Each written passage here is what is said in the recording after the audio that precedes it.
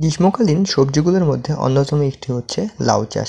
তো আপনারা যারা এই গ্রীষ্মকালে লাউ চাষ করছেন, এই সময় কিন্তু লাউয়ের চারা গাছের একটু বেশি যত্ন নিতে হবে। বন্ধুরা, গ্রীষ্মকালে লাউ চাষ করতে গেলে প্রধান যে সমস্যার সম্মুখীন হয় সেটা হচ্ছে এই সময় লাউ গাছের মধ্যে বেশ কিছু রোগবালাই আক্রমণ হতে পারে।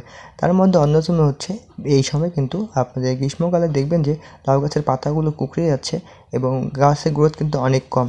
এবং সেই সাথে এই সময়ে লাউ গাছে কিন্তু এক ধরনের ছোটো ছোটো পোকা যেমন রেড পাম্পকিন বিটল আক্রমণ করতে পারে এবং গাছের পাতাগুলো খেয়ে ফেলতে পারে।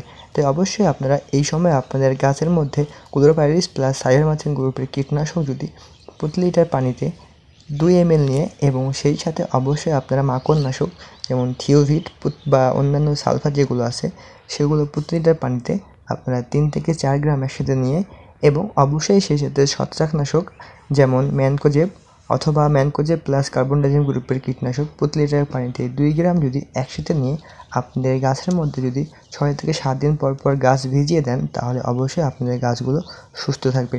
বন্ধুরা, অবশ্যই আপনারা লক্ষ্য করবেন যে এই সময় কিন্তু আপনাদের জমিতে অনেক সেচের প্রয়োজন হয়। তাই অবশ্যই আপনারা আপনাদের জমিতে রেগুলার কিন্তু সেচ প্রদান করবেন। এই সময় জমির আর্দ্রতা কিন্তু কম থাকে এবং গাছের গ্রোথ সেই জন্য কম হয়ে থাকে।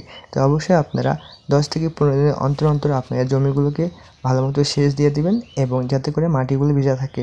এবং অবশ্যই গাছ যখন বড় হতে থাকবে, গাছের গোড়ার দিকে দেখবেন যে অতিরিক্ত যে পাতাগুলো আছে এবং সেই সাথে দেখবেন যে এই ছোটো গাছের পাশ দিয়ে ছোটো ছোটো কুশি বেরোচ্ছে। এই ছোটো কুশিগুলো অবশ্যই আপনারা কেটে দিবেন। এতে করে আপনাদের যে মেইন শাখা বা 1 নম্বর যে শাখাটা আছে সেটি তাড়াতাড়ি বৃদ্ধি পাবে এবং আপনাদের গাছগুলো কিন্তু খুব তাড়াতাড়ি মাথায় উঠবে। বন্ধুরা, গ্রীষ্মকালে এই লাউ চাষ করতে পারলে আপনারা লাউ চাষে কিন্তু স্বাবলম্বী হতে পারবেন এবং আপনারা বাজারে এর ভালো ফলন পাবেন। তো অবশ্যই আপনাদের এই সময়ে গাছের কিন্তু ভালো মতো যত্ন করতে হবে। আর অবশ্যই আপনারা উন্নত জাতের হাইব্রিড লাউয়ের জাতগুলো চাষ করবেন, যেমন ময়না, ডায়না বা ইস্পানি কোম্পানির যদি সুলতান জাতটি চাষ করেন তাহলে কিন্তু রোগবালাই কম হবে। আশা করি ভিডিওটি আপনাদের উপকারে আসবে এবং আপনারা যারা আমার চ্যানেলে নতুন অবশ্যই চ্যানেলটি সাবস্ক্রাইব করে দিবেন এবং লাউ চাষ সহ অন্যান্য সকল সবজি চাষের A to Z জানতে আমার চ্যানেলের লাইক বাটনটি এবং বেল বাটনটি প্রেস করে দিবেন। ধন্যবাদ সবাইকে।